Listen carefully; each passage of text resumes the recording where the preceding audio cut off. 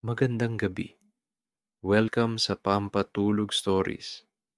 Ngayong gabi, samahan mo akong maglakbay sa kwentong ito.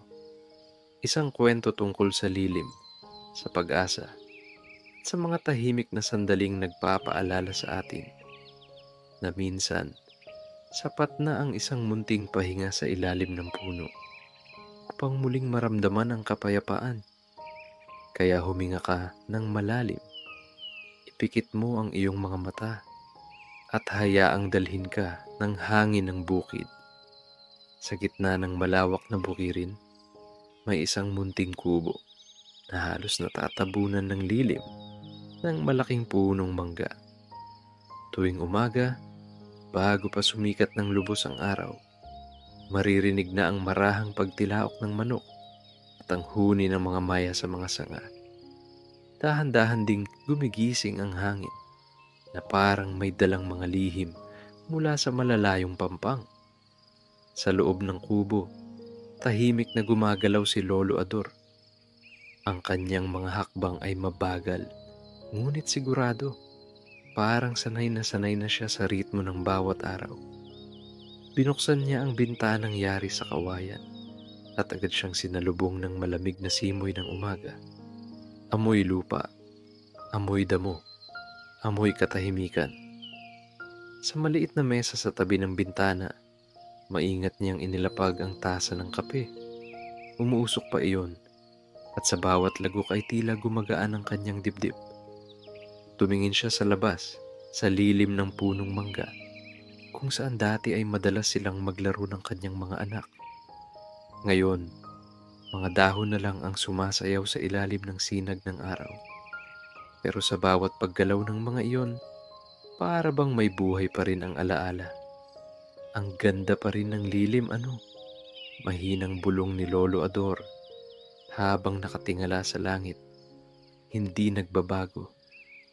Mula sa kawayang dingding, maririnig ang kaluskos ng mga ibon na parang sumasagot. May isang maya na madalas lumapit sa may bintana. Siguro'y sanay na rin sa kanya. Tuwing uupo siya roon, dumadapo ito sa gilid ng paso at tumititig sa kanya. "Good morning, kaibigan," natatawang sabi ni Lolo Ador. "Ikaw pa rin ang unang bumabati sa akin, no?" Pagkatapos niyang uminom ng kape, lumabas siya sa harap ng kubo. Ang lupa ay malamig pa, basa ng hamog. Sa paanan ng punong mangga, naroon ang lumang duyan na yari sa abaka. Marahan niyang sinubukan itong iuga.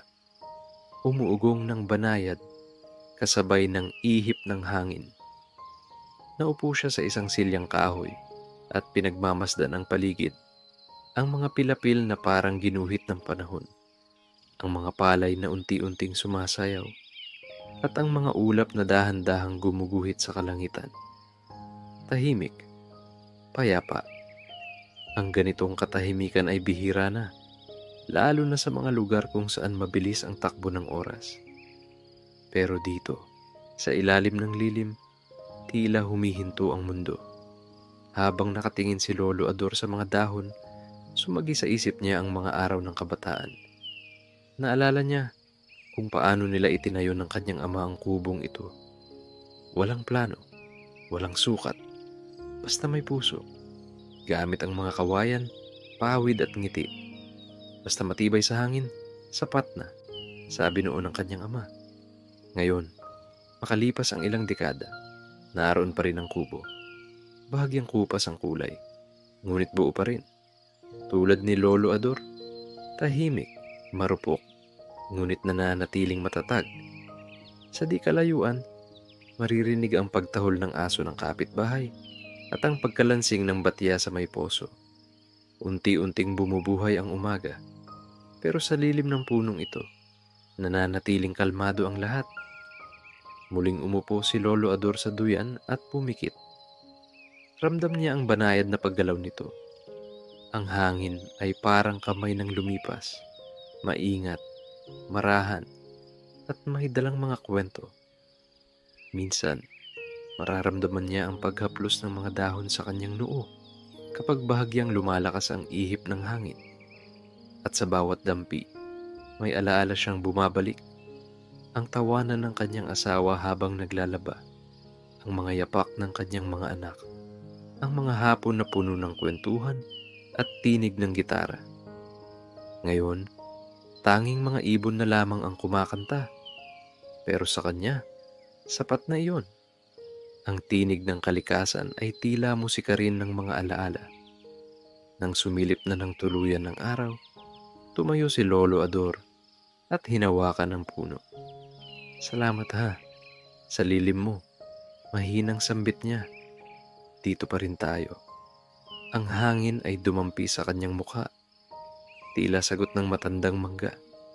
At doon, sa pagitan ng katahimikan at liwanag, muling bumalik ang pakiramdam ng tahanan. Isang umagang walang pagmamadali. Isang umagang puno ng paghinga at pag-asa. Sa ilalim ng lilim, nagsisimula muli ang isang araw sa munting kubo. Mainit ang araw nang sumapit ang tanghali, ngunit sa ilalim ng punong mangga, malamig pa rin ang simoy ng hangin. Ang lilim nito ay parang yakap na hindi nagbabago, malawak, malambot at puno ng mga kwento. Sa munting kubo, si Lolo Ador ay abala sa pag-aayos ng mga paso ng halaman sa gilid ng bintana. "Dapat laging may buhay sa paligid," sabi niya minsan sa sarili. Kahit simpleng halaman, may dala ng ngiti.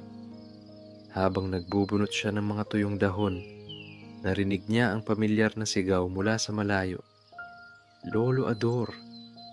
Mabilis niyang nilingon at nakita ang isang batang babae na papalapit. May dalang maliit na basket. Si Nena, ang kanyang kapitbahay, mga 8 taon gulang lamang. Laging nakangiti at may dalang bagong kwento tuwing hapon. "Uy, Nena, ang aga mo ngayon," bati ni Lolo Ador. Sabay kindat. "Gusto ko po kasi dito maglaro. Dala ko po yung tinapay na gawa ni Nanay." Masiglang sagot ng bata. Lumapit si Nena sa kubo at inilapag ang basket sa mesa. Naamoy agad ni Lolo Ador ang mainit na pandesal, may halong amoy ng keso. "Aba, ang bango nito ah," sabi niya habang nilalagay sa pinggan. "Salamat iha, lagi kang may dalang pasalubong." "Nakakatuwa po kasi dito, Lolo. Tahimik. Sa amin po kasi, maingay. Laging may nag-aaway sa kalsada," sagot ni Nena habang nakatanaw sa mga palay. Napangiti si Lolo Ador. "Tahimik nga dito, pero minsan, nakakapanibago rin. Dati, maingay din dito. Maraming bata, maraming tawa. Ngayon hangin na lang ang kausap ko." Umupo sila sa harap ng kubo, sa lilim ng mangga. Ang hapon ay banayad, at ang liwanag ng araw ay lumalambot habang dumadaan sa mga dahon. Ang mga anino ay naglalaro sa lupa, tila mga alon sa ilalim ng puno. "Lolo, ilang taon na po yung punong iyan?" tanong ni Nena habang nakatingala. "Matanda na ito kaysa sa akin," natatawang sagot ni Lolo. "Sabi ng tatay ko, itinanim daw ito ng lolo niya noon. Kaya siguro, kaya pa niyang magbigay ng lilim hanggang ngayon." "Parang kayo po," sabi ni Nena. "Lagi niyo rin kaming pinapayong." Natawa si Lolo Ador. Marahang humigop ng tsaa. "Aba, mas maganda yata ang payong ng mangga. Hindi kumukupas." Tahimik silang pareho sa sumunod na sandali. Maririnig lang ang mga huni ng kuliglig at ang marahang pag-ugoy ng duyan. Si Nena ay humiga roon, nakatingin sa mga dahon na kumikislap sa sinag ng araw. "Lolo, parang sumasayaw po yung liwanag," bulong niya. "Oo, iha," tugon ni Lolo. Sinasayaw ng hangin ng araw para magpaalam bago lumubog. Ang hapon ay naging mabagal, parang walang dapat habulin. Si Lolo Ador ay tahimik na nagwalis ng bakuran, habang si Nena naman ay nagdodrawing sa lupa, gamit ang maliit na patpat. Gumuhit siya ng kubo, ng araw, ng malaking puno. "Lolo, kayo po ito," sabi niya. Itinuturo ang maliit na guhit ng matandang lalaki sa tabi ng puno. "Maganda," sagot ni Lolo Ador. Pero kulang. Ano po? Dapat may ngiti. Sabay guhit niya ng maliit na kurba sa mukha ng iginuhit ni Nena. Ayan, mas buhay. Natawa si Nena. Lolo, gusto ko po tumira dito kapag matanda na ako. Gagawa rin ako ng kubo sa tabi ng puno. Maganda yan, sabi ni Lolo. Basta magtanim ka rin ng sarili mong mangga para may lilim kang matitirhan. Unti-unting dumilim ang paligid. Ang araw ay nagsisimula ng lumubog sa dulo ng bukirin at ang mga ibon ay isa-isang bumabalik sa mga sanga. Sa himig ng dapit hapon, maririnig ang mga kuliglig at ang malayong tawanan ng mga bata. Habang nag-aayos na ng gamit si Nena, tahimik siyang tinanong ni Lolo Ador, Nena, natatakot ka ba sa dilim? Hindi po, basta may ilaw, sagot ng bata. Ang dilim minsan, hindi masama, sabi ni Lolo. Doon mo kasi maririnig ang sarili mong puso. Hindi agad sumagot si Nena. Tumingala lang siya sa langit na unti-unting nagiging asul na may halong kahel. Siguro po, sabi niya. Basta nandito ako sa lilim, hindi ako natatakot. Ngumiti si Lolo Ador. Tama ka diyan, iha. Ang lilim, parang yakap din iyan ng Diyos. Habang papauwi si Nena, pinanood ni Lolo Ador ang kanyang maliit na anino sa daan. Marahang ihip ng hangin ang sumabay dito. Sa lilim ng mangga, muling bumalik ang katahimikan. At nang tuluyang lumubog ang araw, umupo siya sa duyan, huminga ng malalim, at pumikit. Ang hapon ay nagwakas, ngunit sa ilalim ng lilim, nanatiling buhay ang payapang tinig ng hangin. Hapon pa lang, ngunit nagbabanta na ang langit ng ulan. Mabigat ang ulap, kulay abo, at tila nakayuko sa malawak na bukirin. Sa ilalim ng punong mangga, si Lolo Ador ay abala sa paglalagay ng mga paso sa lilim ng kubo. Ang hangin ay malamig at sa bawat dampi nito sa balat ay may dalang amoy ng basang lupa. Ang amoy ng paparating na ulan. Parang bubuhos ng malakas ngayon. Bulong niya sa sarili. Sa di kalayuan, narinig niya ang marahang ungol ng kanyang kalabaw na si Kaldo na nakatali sa tabi ng pilapil. Oh, Kaldo, pasok ka muna riyan sa silong. Tawag ni Lolo Ador habang binubuksan ang maliit na gate na yari sa kawayan. Sumunod si Kaldo, mabagal ngunit masunurin. Ang kanyang mga mata ay kalmado at sa bawat hakbang ay may kasamang kalansing ng lubid. Sa tabi ng kubo, nakasilong din ang ilang manok na tumatakbo, papasok sa ilalim ng silya. Ang aso niyang si Berto naman ay nakahiga na sa may hagdan, nakasilong din at nakamasid sa ulan. Pagdampi ng unang patak sa pawid, nag-umpisang tumugtog ang pamilyar na musika ng tag-ulan. Isang mabagal na himig na tila kumakalapit sa alaala ni Lolo Ador. Ang tunog ng ulan, parang tugtog ng nakaraan. Mahinang sambit niya habang umuupo sa duyan. Habang pinagmamasdan niya ang pag-ulan, bumalik sa kanyang isip ang mga panahong bata pa siya. Noon, tuwing umuulan, sabay silang naliligo ng kanyang mga kapatid sa ilalim ng bubong ng kubo. Tumatakbo sila sa putik, nagtatawanan, habang sumisigaw ang kanilang ina. Mga bata, baka magkasipon kayo. Ngunit hindi nila alintana. Ang ulan ay kasiyahan, hindi panganib. Ngayon, siya na lang ang natitira. Ang mga bata ay matagal nang may sarili ng tahanan. Ang tanging kasama niya tuwing umuulan ay ang mga hayop, si Kaldo, si Berto, at ang mga manok na tila nakikinig din sa awit ng patak ng ulan. Habang lumalakas ang buhos, tila sumasabay ang hangin sa ritmo nito.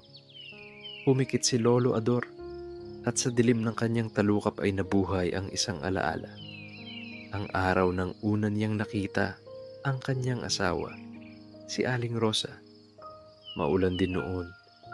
Nagtataboy siya ng mga hayop, papasok sa kulungan nang biglang bumuhos ang ulan. Doon niya nakita si Rosa. nakatayo sa tapat ng tindahan. Basang-basa, ngunit nakangiti. "Ang lakas ng ulan, no?" sabi nito. "Oo," sagot niya noon, sabay abot ng payong. "Pero mas maganda kapag may kasama kang masisilungan." Doon nagsimula ang lahat. Sa ilalim ng isang payong, sa gitna ng ulan, nagsimula ang kanilang kwento. Ngayon, habang pinakikinggan niya ang ulan sa bubong, tila naroon muli si Rosa. Parang may boses na bumubulong sa hangin, kalmado at pamilyar. "Ador, malamig na. Magkape ka." Napangiti siya, kahit mag-isa. Tumayo siya at tinimplahan ang sarili ng mainit na kape. Sa bawat lagok, parang may init na dumadaloy mula sa puso. Sa labas, tuloy pa rin ang ulan, ngunit hindi na siya giniginaw. Si Kaldo ay tahimik lang na nakahiga, paminsan-minsang humihinga ng malalim. Si Berto naman ay nakapikit na, tila nakikinig din sa ulan. Ang mga manok ay nagkumpol sa isang sulok, magkakadikit, naghahati sa init ng kanilang mga balahibo. "Ang tahimik kapag ganitong panahon," sabi ni Lolo Ador. "Parang nakikinig ang buong mundo." Lumipas ang ilang sandali. Naging pino ang patak ng ulan, hanggang sa tila lumalambot ito. Sa labas, umuusok ang lupa at ang amoy ng bagong linis na hangin ay pumuno sa paligid. Lumapit si Lolo Ador sa bintana. Ang mga dahon ng mangga ay kumikintab sa mga patak at ang kalabaw ay marahang bumubuga ng hangin, parang nagpapasalamat sa pahinga. Hinaplos niya ang balikat ni Kaldo. "Salamat ha," sabi niya. "Kasama pa rin kita kahit anong panahon." Sa sandaling iyon, ramdam niya ang tunay na ginhawa, ang uri ng kapayapaang dumarating lamang kapag tanggap mo ang lahat ng dumaraan tulad ng ulan. At nang tuluyang humina ang patak, humigop siyang muli ng kape, saka marahang umupo sa duyan. Ang hangin ay malamig pa rin, ngunit may halong lambing. Ang ulan, bulong niya, parang alaala lang din. Bumabalik, tapos lumilipas. Pero laging may dalang buhay. Muling pumikit si Lolo Ador. Sa tunog ng natitirang patak sa pawid, dahan-dahan siyang dinalaw ng antok. Sa labas, ang mga hayop ay tahimik. Ang buong kubo ay tila niyayakap ng hangin at ng malamig na gabi. At sa ilalim ng lilim ng punong mangga, sa piling ng kanyang mga alaga, natulog si Lolo Ador ng payapa, habang patuloy na nag-aawitan ng ulan at ang mga alaala. Ang umaga ay dumating ng marahan, parang ayaw guluhin ng pagtulog ng mundo. Mula sa bubong ng kubo ni Lolo Ador, maririnig pa ang ilang patak ng ulan na unti-unting bumabagsak mula sa mga dahon ng mangga. Ang paligid ay malamig at ang amoy ng basang lupa ay sumasayaw sa hangin. Amoy na puno ng buhay, amoy na pamilyar. Bumangon si Lolo Ador, dahan-dahan, gaya ng lagi. Binuksan niya ang bintana at sinalubong siya ng maputing hamog na bumabalot sa mga pilapil. Sa malayo, ang araw ay pilit pang sumisilip sa likod ng mga ulap, nagbibigay ng mapusyaw na liwanag na tila hinahaplos ang bawat dahon. "Magandang umaga," mahinang bati niya sa hangin. Sa labas, narinig niya ang marahang kaluskos ni Kaldo na kumakain ng damo. Ang kalabaw ay nakatayo sa tabi ng punong mangga, tila nagbubunyi sa malamig na simoy. Si Berto, ang tapat na aso, ay nakahiga pa rin sa may hagdan, nakadilat ngunit kalmado. Lumabas si Lolo Ador dala ang isang tasa ng mainit na kape. Sa bawat hakbang sa basang lupa, nararamdaman niya ang lambot at lamig nito. Naupo siya sa lumang silyang kahoy sa ilalim ng lilim ng mangga at pinagmamasdan ang mga patak ng tubig na bumababa mula sa mga dahon, isa-isa, parang mga bituing nalaglag mula sa langit.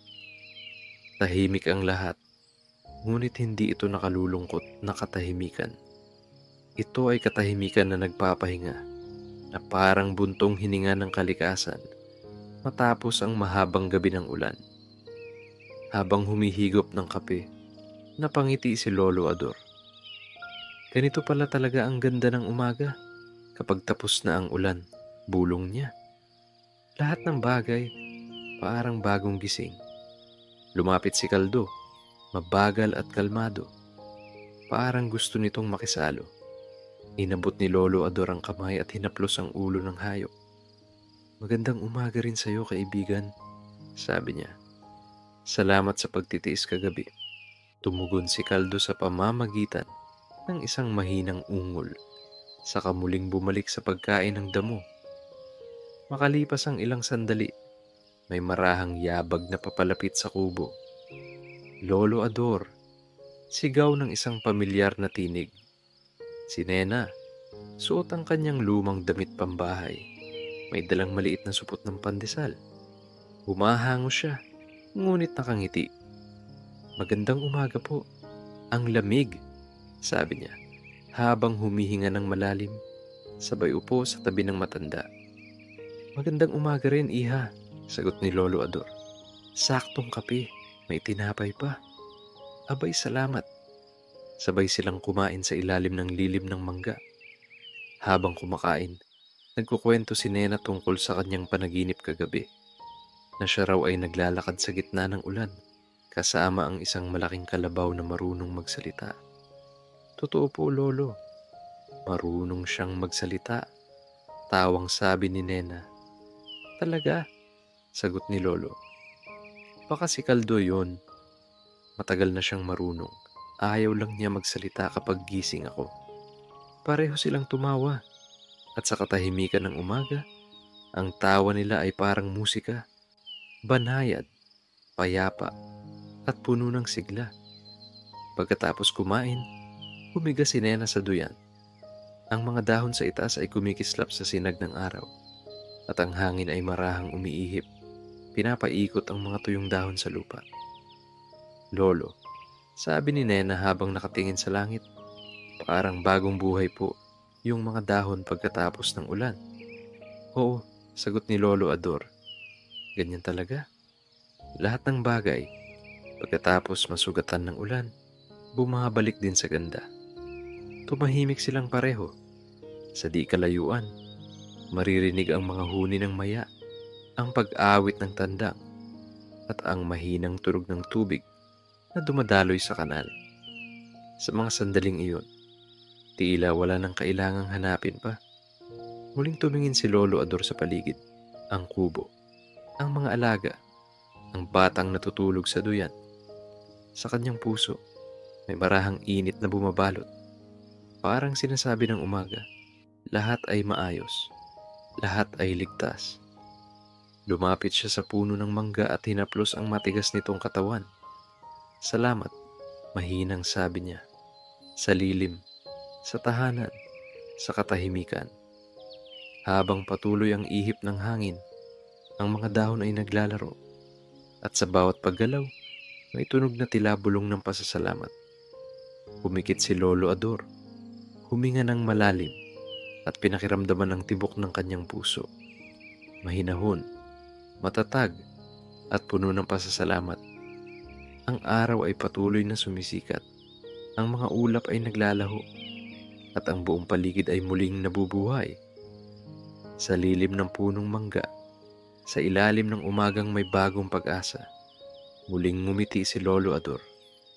Tahimik ang mundo, ngunit sa kanyang loob, may awit ng kapayapaan. At doon, sa harap ng kanyang munting kubo, habang ang hangin ay dahan-dahang humahaplos sa kanyang pisngi, nagwika siya ng marahan. Sa lilim na ito, nagsisimula ulit ang buhay. Sa paglipas ng mga araw, muling bumalik ang katahimikan sa munting kubo. Ang hangin ay tila may bitbit na bagong simula. Malinis, malamig, at puno ng mga bagong amoy ng lupa. Ang lilim ng puno sa tapat ng kubo ay muling sumayaw sa huni ng mga ibon, at ang sikat ng araw ay marahang lumusot sa pagitan ng mga dahon, parang mga daliring humahaplos sa bawat sulok ng bakuran. Si Lolo Ador ay nakaupo sa kanyang lumang silyang kawayan sa ilalim ng lilim na iyon. Sa kanyang tabi, nakahiga si Kaldo, ang kanyang kalabaw, payapa at tila nakangiti habang ngumunguya ng damo. Ang kanyang mga manok ay muling nagkukutkot sa lupa at ang mga sisiw ay nagtatakbuhan sa paligid. Ang alagang aso niyang si Berto ay nakahiga malapit sa silya. Minsan ay idinidilat ang mata, minsan ay bumabalik sa tulog. Tahimik ang lahat, ngunit sa katahimikang iyon, ramdam ni Lolo Ador ang tibok ng buhay. Hindi ito maingay, hindi rin masigla tulad ng kabataan, ngunit ito ay banayad, kalmado, at totoo. Minsan, tinanaw niya ang puno sa harapan at napansin niya kung paanong lumago ito nang hindi niya namamalayan. Mas malawak na ang lilim nito, mas makapal ang mga dahon, at mas malamig ang hangin sa ilalim. Napangiti siya, parang siya rin, tumanda ng marahan, ngunit nagpatuloy, tahimik lang sa pagdaloy ng panahon. Ang lilim, mahina niyang bulong, habang pinagmamasdan ang paggalaw ng mga dahon. Yan ang nagbibigay ng pahinga, hindi lang sa katawan, kundi sa isip. Naaalala niya ang mga bisitang dumating noong mga nakaraang linggo, mga batang tumatakbo sa bakuran, mga kapitbahay na minsang dumadaan para makisilong, at ang mga tawanan na minsang bumabalik sa kanyang pandinig kapag tahimik ang paligid. Sa bawat sandali, naiisip niya na ang lilim ng kanyang kubo ay hindi lamang kanlungan mula sa araw o ulan. Ito ay naging tahanan ng mga alaala, ng mga taong dumaan at ng mga pusong nakaramdam ng kapayapaan. Muling umihip ang hangin. Dinala nito ang amoy ng bagong giling na palay at ang mahinang halakhakan ng mga bata mula sa kabilang dulo ng bukid. Sa di kalayuan, may kalabaw na umuungol, parang kumakanta ng mabagal na awitin ng pagod at pahinga. Tumingala si Lolo Ador at marahang pumikit.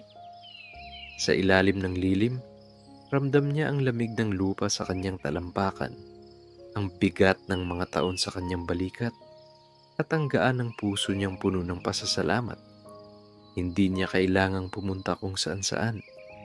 Ang buhay, sa kabuuan nito, ay naroon na sa paligid ng kanyang kubo, sa hangin, sa ulan, sa lilim. Minsan, naramdaman niya ang bahagyang pagdampi ng araw sa kanyang mukha. Ang mga dahon ay naghiwa-hiwalay sandali, at ang liwanag ay tumagos.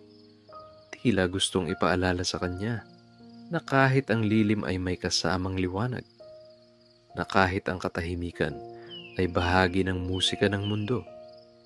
Sa mga sandaling iyon, parang naunawaan niya ang lahat, ang pag-ikot ng panahon, ang pagdating at pag-alis ng mga tao, ang pagkabuhay at paglisan ng mga bagay na mahal niya. Lahat ng ito ay may dahilan, may galaw, may ritmo.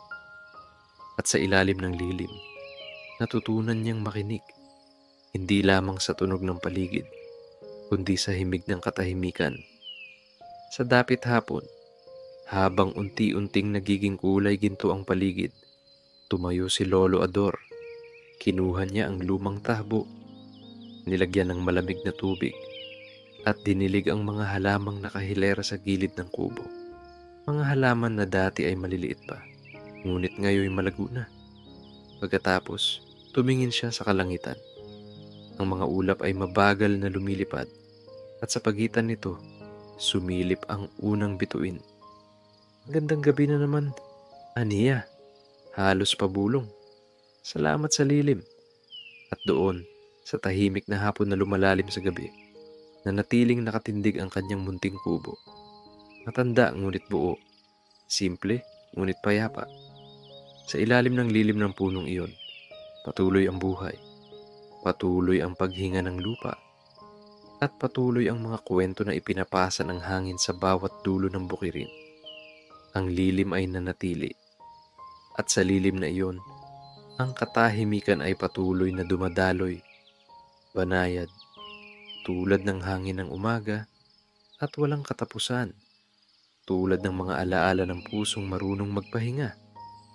Tahimik na muli ang paligid. Ang mga kuliglig ay nagsisimula ng umawit. Ang mga dahon ay marahang sumasayaw sa haplos ng hangin, at ang buwan ay unti-unting sumilip mula sa likod ng mga ulap. Sa ilalim ng lilim ng punong iyon, natutong magpahinga ang puso, natutong makinig, at natutong magpasalamat sa mga simpleng sandali. Kaya bago mo tuluyang ipikit ang iyong mga mata, pakinggan mo muna ang katahimikan. Ramdam mo ba ang malamig na hangin? Ang mahinang awit ng mga alaga? Iyan ang paalala ng gabi na ligtas ka, na payapa ang iyong paligid. At bukas, may bagong araw na maghihintay sa ilalim ng parehong lilim. Gandang gabi.